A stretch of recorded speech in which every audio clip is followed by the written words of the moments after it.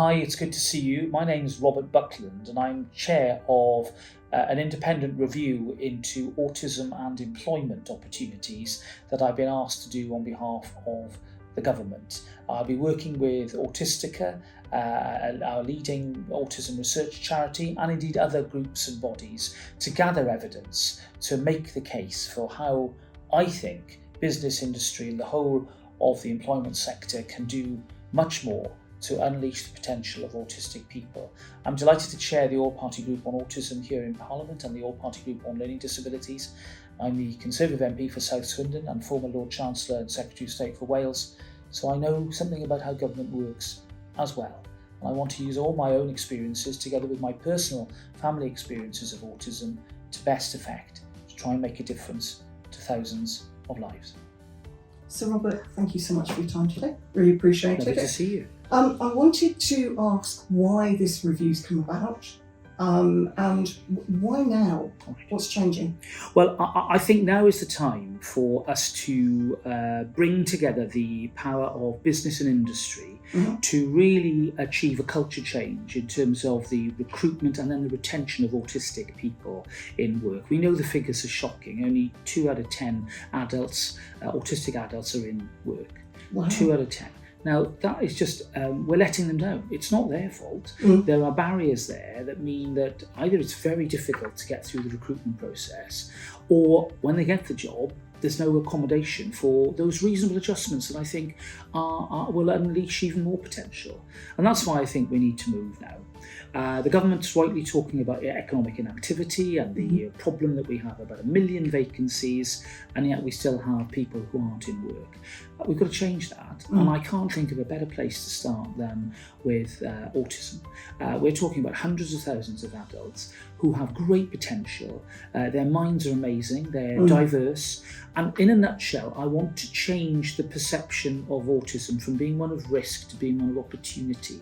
If we can do that with employers and business and industry, then I think we're going to reap the benefits in the next few years. And I don't see why we need to wait. You know, if we can bring forward some some new suggestions and constructive ideas about the way in which business can sort of use best practice, then I think we can start to see those changes happen. Can I just ask you quickly, in terms of the risk, what do you think employers think the risk is? I think they associate some of it with perhaps unpredictability, dare I say a sort of an unknown.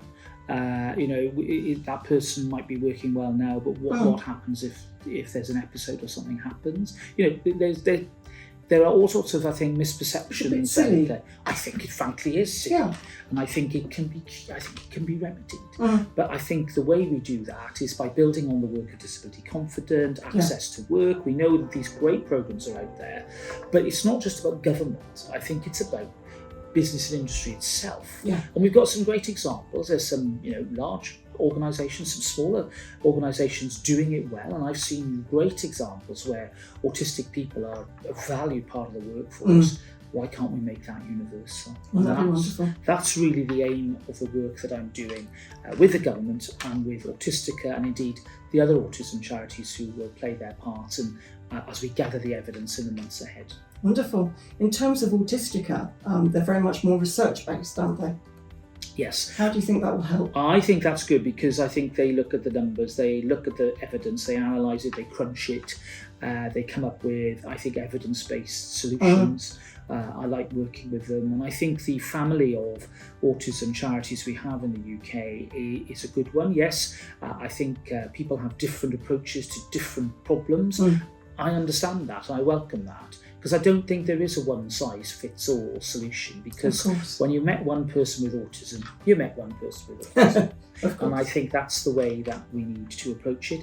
But it doesn't stop us creating frameworks within which employers can operate in a knowledgeable and confident way in order to recruit and retain autistic people. I don't think that's asking too much in 2023. Not at all. I mean, we touched upon, we were talking a little earlier about some of the things that you could do differently, for example, in an interview, and you were talking about questions. Absolutely, and giving autistic people time to prepare, giving them advance notice, offering the option of doing some written submissions, really to allow that person with the fullest space and time possible to express themselves in a way that then can be communicated, and for the business itself to understand that they might have a really good candidate here. Well, why can't we we make an adjustment as to the role that they're looking for in order to accommodate a very good autistic candidate? And it's that sort of flexible approach that I think will start to make a big difference for many people who are worried about making that first foray into the job interview round, and who very often will get terribly discouraged by one bad experience, and that's understandable. That happens to most people. All of us. I agree, and I think, as we know, autistic people, part of the condition can be anxiety and focusing on particular issues. It's understandable that can then be a real disincentive for repeat applications, and for that sort of sometimes that extra tenacity or pushiness, dare I say, that you need. And that's not to blame autistic people. That's to say that the system needs to improve to accommodate their potential. I think the thing around questions is really interesting, because I often say to employers, why would you not want people to shine in an interview? It's not a test to see how well they interview, it's a test to see if they can do the job. So why aren't you doing that? If you're replicating the job environment, then focus on that. Absolutely, and also, wise employers will often say, well, this person's not going to be the finished article, but they've got potential to be something extraordinary, and we want to give them that chance. And therefore, educating and enabling employers to do that properly for autistic people, again, seems to me to be very, very sensible. And that's what I hope the review will conclude. We've got quite a few months to get through it, but I'm looking forward to hearing looking at the evidence, and then coming up with I hope, a practical set of conclusions that can make a difference as soon as possible. Which would be wonderful, really would. We mentioned about access to work. We know how well it works. There's 16,000 people I think they put through last year. I use it myself. I think it's a fabulous service. How are we going to work on the support of people going into it and retaining people through access to work? Because it's a big ask. It is, and I think what we've got to make sure is that scheme really works for those invisible disabilities. I think the way we do that is by empowering employers to know what to ask for. And then making sure the system is as fleet of foot as possible when it comes to accommodating those requests and dealing with those adjustments. But business doesn't need to just look to government. Business itself can make adjustments, here and now, in order to recruit and retain autistic people. I've seen it happen in businesses the length and breadth of the country. I want to see much more of that happening, and frankly having some sort of framework within which business can operate, approved by the government, will give them the assurance that what they're doing is right, it's evidence-based, and it works for people. And that's where we need to get to, I think. Have we got any kind of figures in mind of in an ideal world we want to go from 5% employment to... Well, at the moment, I'm going to say the non-designated disabled workforce is about 8 out of 10 adults, disability 5 out of 10, autism 2 out of 10. So we need to be at least getting up to the disability level, which is 5 out of 10. In order for us to start to make inroads into this. But I think we need to be ambitious, don't we? Absolutely. And we need to work out whether or everybody needs to be coming up from that 5 out of 10 mark. And my view is that we've got to work towards that, and we've got to start now. So whilst autism is coming from a long way back, I believe that with the adjustments that I think can be made, we can start to eat into that figure and start to see an increase in the numbers. I mean, I'm sure you have come across DFN Project Search, the work that they do.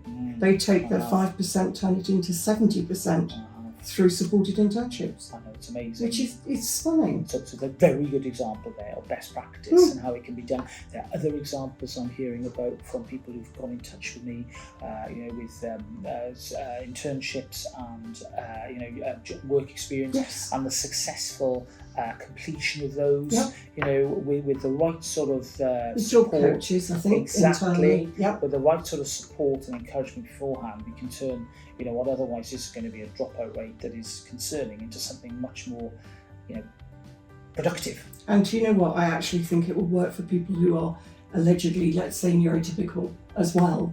Yes. Because the extra support that a Yes. business gives their staff instead of expecting that finished article right from day one means that younger people coming out, I mean, I left school at 16.